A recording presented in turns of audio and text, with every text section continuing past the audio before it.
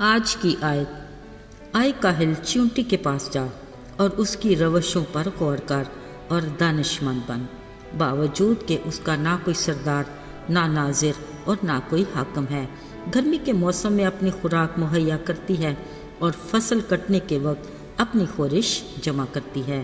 امثال 6 باب 6، 7 اور 8 آیت۔ عزیزو، ایک امیر باپ کا شہزادہ اکثر اپنے باپ سے پیسوں کی فرمائش کرتا، پھر بس یوں ہی فضول خرچی میں اڑا دیتا۔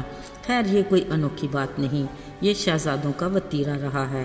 ایک دن اس نے اپنے باپ سے 1000 کی فرمائش کی۔ اس نے مسکراتے اپنے باپ کو دیکھا۔ دراصل اسے یقین تھا کہ باپ جلدی سے 1000 کا نوٹ نکال کر اس کے حوالے کر دے گا اور پوچھے گا بھی نہیں کہ تجھے کیوں چاہیے، مگر خلاف توقع باپ نے بیٹے کو پاس بٹھایا اور اپنی جیب سے 100 کا نوٹ نکال کر بیٹے سے کہا، بیٹا اس کو پھاڑ کر 2 ٹکڑے کر دو۔ بیٹے نے جلدی سے نوٹ پکڑ کر 2 ٹکڑے کر دیے۔ اسی طرح انہوں نے دوسرا نوٹ نکال کر اس کو ویسا ہی کرنے کے لیے کہا۔ اس نے وہ بھی فوراً سے کر دیا۔ سوچا یہ کوئی کھیل ہی تو ہے۔ پھر اس نے تیسرے نوٹ کا بھی وہی حشر کیا جو اس نے پہلے 2 کا کیا تھا۔ ایسا کرتے بڑے ہی معنی خیز انداز میں باپ کو بھی دیکھتا رہا۔ باپ نے کہا، بیٹا تم نے 1000 مانگا ہے نا، میں تمہیں 2000 دوں گا، پر پہلے تمہیں میرا ایک کام کرنا پڑے گا۔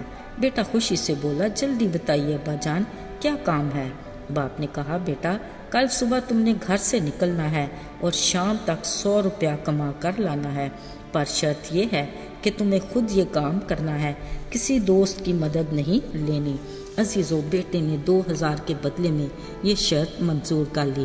اگلی صبح گھر سے نکلا، ادھر ادھر دیکھا، سامنے ایک چائے والے کی چھوٹی سی شاپ تھی۔ وہ سیدھا وہاں گیا اور مالک سے کہا، انکل اگر میں آج سارا دن آپ کی شاپ پر کام کروں، چائے کے برتن دھوتا رہوں، تو آپ مجھے 100 روپیہ دے سکتے ہیں؟ شاپ کے مالک نے کہا، بیٹا 100 روپیہ تو نہیں، میں تمہیں کچھ گھنٹوں کے کام کے 10 روپے دوں گا۔ اس لڑکے نے کچھ گھنٹے محنت کی اور 10 روپے لے کر سوچنے لگا، ابھی مجھے 90 روپے کی مزید ضرورت ہے۔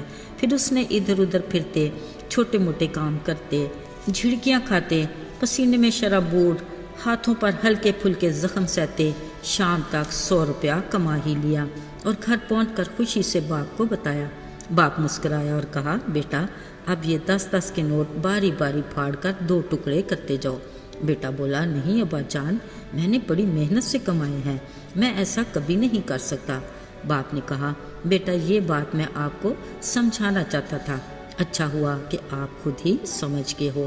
بہرحال آپ اپنے 2000 کا انعام جیت چکے ہو، مگر اس سبق کو ہمیشہ یاد رکھنا۔ عزیزو، باپ نے بڑی عقل مندی سے اپنے بیٹے کو محنت میں عظمت اور پیسے کی قدر کرنا سکھایا، جو یقیناً بچے کو ساری عمر یاد رہے گا۔ عزیزو، عین اسی طرح ہمارا آسمانی باپ ہمیں دانش مند بننے کا درس دیتا ہے۔ فرمایا، تو اپنی ہی نگاہ میں دانش مند نہ بن، خداوند سے ڈر اور بدی سے کنارہ کر۔ اس کے لیے ہمیں بھی کچھ کام کرنا ہے۔ سلیمان بادشاہ کی حکمت کی کتاب میں لکھا ہے، آئے کاہل چیونٹی کے پاس جا اور اس کی روشوں پر غور کر اور دانش مند بن، باوجود اس کے نہ کوئی اس کا سردار اور نہ ناظر نہ حاکم ہے۔ گرمی کے موسم میں اپنی خوراک مہیا کرتی ہے اور فصل کٹنے کے وقت اپنی خورش جمع کرتی ہے۔ میرے عزیزو، ہمارا خالق خدا ایک منظم خدا ہے، جس نے بڑی حکمت سے کائنات کو بنایا اور دانش مندی سے ہر شے کو مرتب کیا۔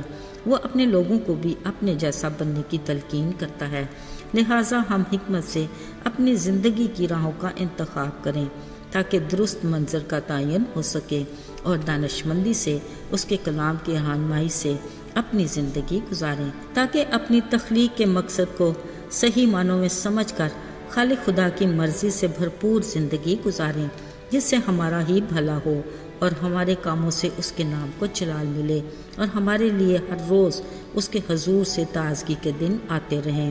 یاد رہے، اس کا کلام ہماری راہ کے لیے روشنی اور قدموں کے لیے چراغ ہے، تاکہ ہم ابلیس کے لگائے پھندے سے ٹھوکر کھا کر گر نہ پڑیں بلکہ ایمان میں ثابت قدم رہیں۔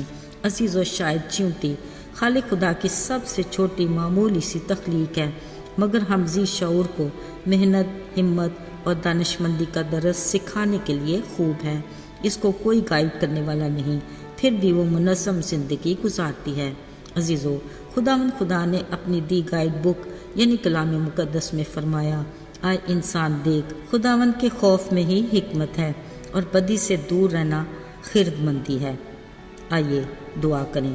آئے ہمارے آسمانی باپ، تو عظیم خدا ہے، تجھ میں سب حکمت کے خزانے پوشیدہ ہیں۔ تیرے شکر گزار ہیں کہ تو نے اپنے کلام کے ذریعے ہماری رہنمائی کی اور کہا جو کچھ اس میں لکھا ہے ان سب پر احتیاط کر کے عمل کر، اور ہمیں زندگی میں کامیابی اور اقبال مند ہونے کے اصولوں سے آگاہ کیا۔ ہمیں آج بھی اور کل بھی بلکہ ہر قدم پر تیری ضرورت ہے۔ یسوع کے فتح مند اور قادر نام میں مانگتے ہیں، آمین۔